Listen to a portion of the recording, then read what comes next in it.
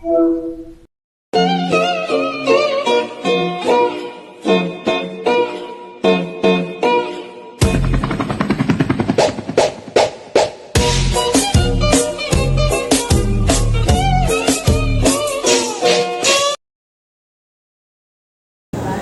siang Kak.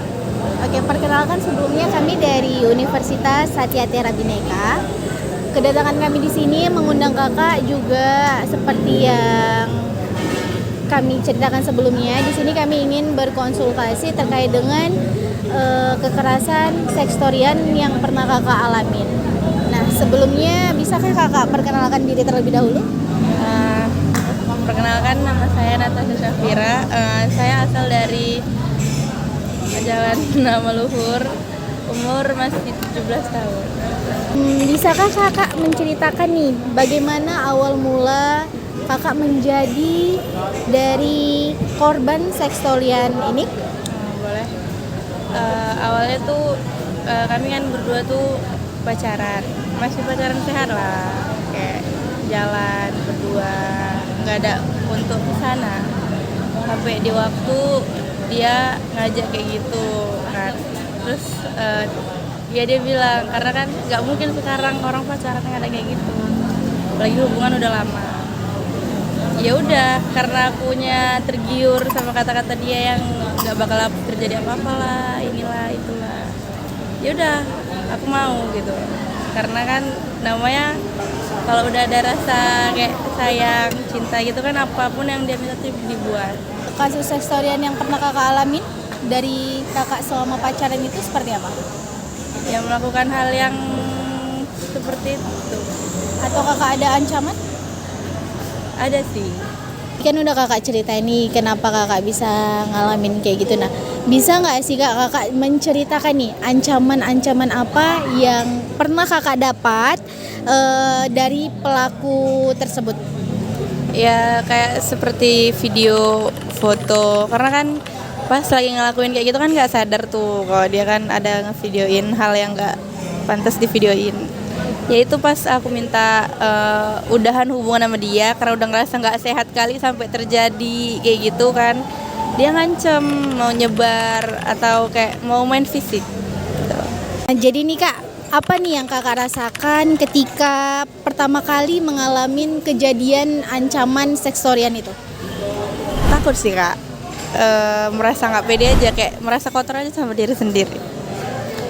Tapi kan Kakak udah ngasih tahu nih kenapa pelaku bisa dapet video foto yaitu dari kegiatan Kakak kan. Nah, dari itu tanggapan Kakak terkait itu gimana? Ya sebenarnya sih marah sih Kak, cuman kan karena dia udah ngancem kalau marah atau mau udahan itu kan langsung nyebar, jadi nggak bisa buat apa-apa. Ya udah pasrah aja gitu. Dari kasus ini sebelumnya Kakak pernah melaporkan kasus ini ke pihak berwajib? Sempet, tapi orang tua sih. Apa tanggapan orang tua Kakak terkait kejadian ini? Marah sih Kak, sedih juga kan, karena kok bisa sampai buat kayak gitu, padahal kan hubungan itu udah direstui dengan hubungan yang baik, tapi tiba-tiba buat kayak gitu.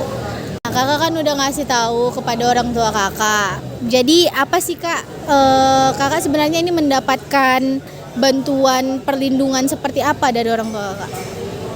Ya kayak bantuan kalau misalnya ini kayak street parents gitu jadinya. Selain dari stress parent atau Kakak ada semacam dikekang? Iya, Kak. Kayak nggak boleh keluar sampai jam berapa gitu, ada batasan. Menurut Kakak ini ya, apakah Anda mendapatkan bantuan hukum atau pendampingan psikologis? Enggak ada sih Bang kalau ke psikolog, cuman dapat pendampingan dari orang tua sama keluarga aja. Menurut Kakak juga, apakah perlindungan yang diberikan oleh negara sudah cukup membantu korban sekstorian? Belum. Apa saran Kakak untuk meningkatkan perlindungan hukum dan pemulihan bagi korban sekstorian? Ya menurut aku sih lebih peduli sama korban kayak gitu sih, karena itu bisa ngerusak mental, pikiran, kayak jadi rusak aja sih semuanya. kayak gitu. Kayak gitu. Iya. Oke, menurut kakak nih ya, apa hambatan terbesar yang dialami korban sex extortion dalam mencari keadilan? Hambatan ya. Ya. Ya karena kan kayak gitu juga jarang ada yang peduli sih bang. Hambatannya ya jadi susah untuk berkomunikasi sama orang, kayak ada rasa malu aja gitu dalam diri. Iya. Apa bentuk perlindungan yang paling dibutuhkan oleh korban seperti kakak agar dapat pulih melanjutkan kehidupannya? Bentuknya ya kayak beri support aja sih, sama ya didukung aja sih untuk lebih percaya diri ke depannya. Kak, ini last pertanyaan ya Kak dari kami. Nah, kakak sebagai korban, pesan apa yang bakal kakak berikan kepada orang-orang supaya kejadian yang kakak alamin tidak terjadi dengan orang lain? Pesan dari saya ya, buat kalian yang masih pacaran, kayak kan karena di kalangan sekarang tuh maraknya kayak gitu kan, jangan sampai lah. Itu berat kali rasanya, kayak mental, fisik semua tuh rusak dibuat. Jadi kayak jangan sampai ngelakukan kayak gitu. Hubungan tuh sehat-sehat aja, kan seru sih hubungan tanpa kayak gitu sebenarnya. Karena jadi korban tuh gak enak kali, sumpah.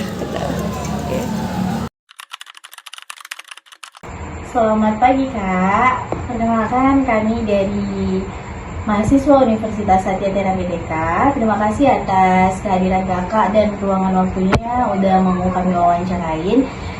Di sini kami ingin mewawancarain Kakak terkait dengan kasus sextortion, yang dimana sextortion itu ancaman-ancaman yang diberikan oleh pelaku terhadap korbannya.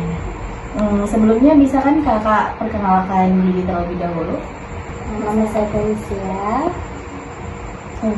umur saya 22 tahun. Sekarang Sekarang studi, saya lagi semester akhir di jurusan keperawatan. Ya, di sini kita masuk ke pertanyaan pertama ya Kak ya. Dapatkah Kakak menceritakan nih awal mula Kakak menjadi korban sextortion?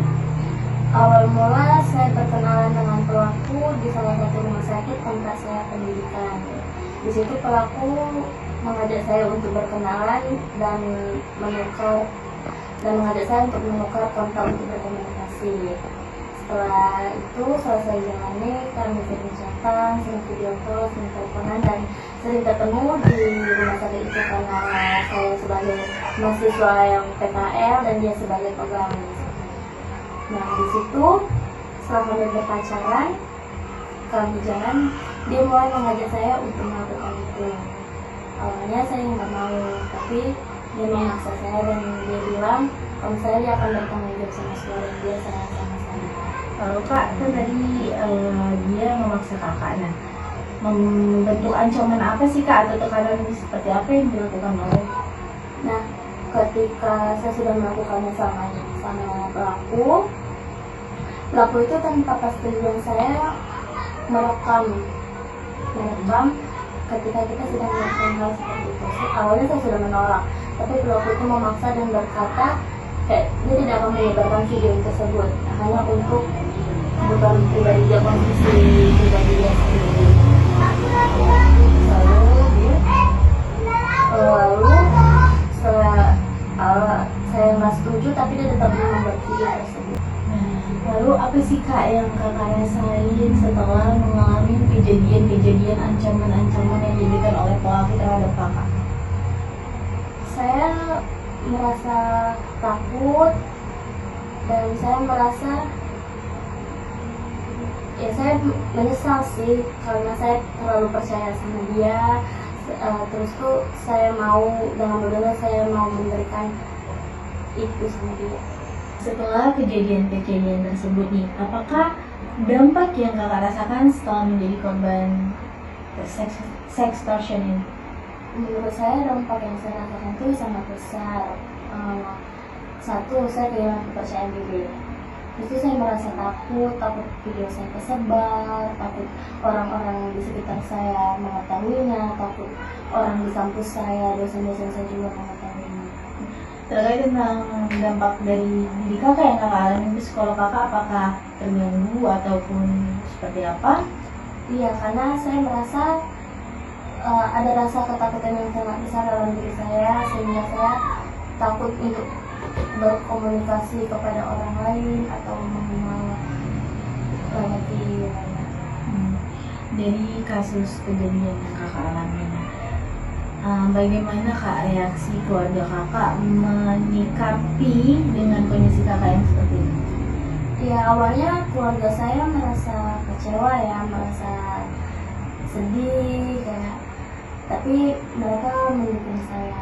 Mereka tidak menekan saya untuk kajian tersebut, walaupun mereka merasa sedih, kecewa. Oke, nah terkait dengan itu, apakah kakak pernah melaporkan kasus tersebut ke pihak yang berwajib? Tidak, karena saya merasa kalau untuk melaporkan kejadian tersebut akan sulit nanti atau dipersulit. Lalu kak, apakah kakak pernah mendapatkan bantuan hukum atau pendampingan psikolog? Enggak sih kak, karena itu tadi saya takut saya dipersulitkan. Oke. Lalu saya ingin bertanya, jadi kan kakak nggak melaporkan, lalu bantuan seperti apa sih yang pengen kakak dapatkan dari orang-orang di sekitar kakak ataupun yang lain? Ya, dukungan sih, karena dukungan itu penting dan tidak menjatuhkan atau tidak mengajak. Apa harapan terhadap pemerintah dalam menangani kasus extortion?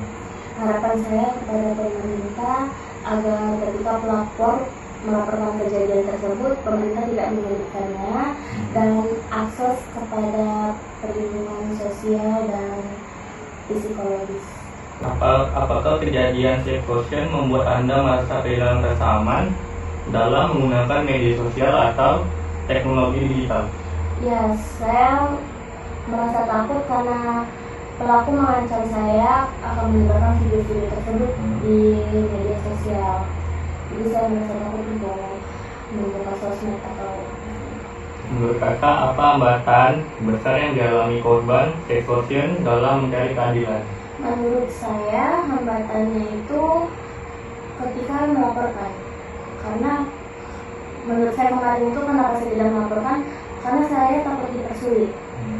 Kalau ketika kita untuk melaporkan itu harus bukti atau segala macam, dan saya takut diintimidasi, saya takut dikucilkan, dan saya takut dianggap ibaratnya kan kau juga mau.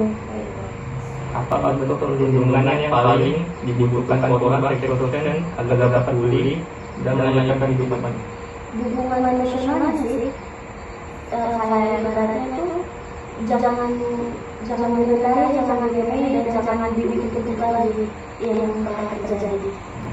Baiklah, terima kasih atas waktu dan kesempatannya. Saya sudah memahami wawancara ini, dan semoga dengan kakak yang sudah melakukan ini dan berikan peluang ataupun gambaran untuk pemerintah agar lebih waspada atau agar lebih memperhatikan korban-korban yang mengalami extortion ini. Nah, kami ucapkan terima kasih.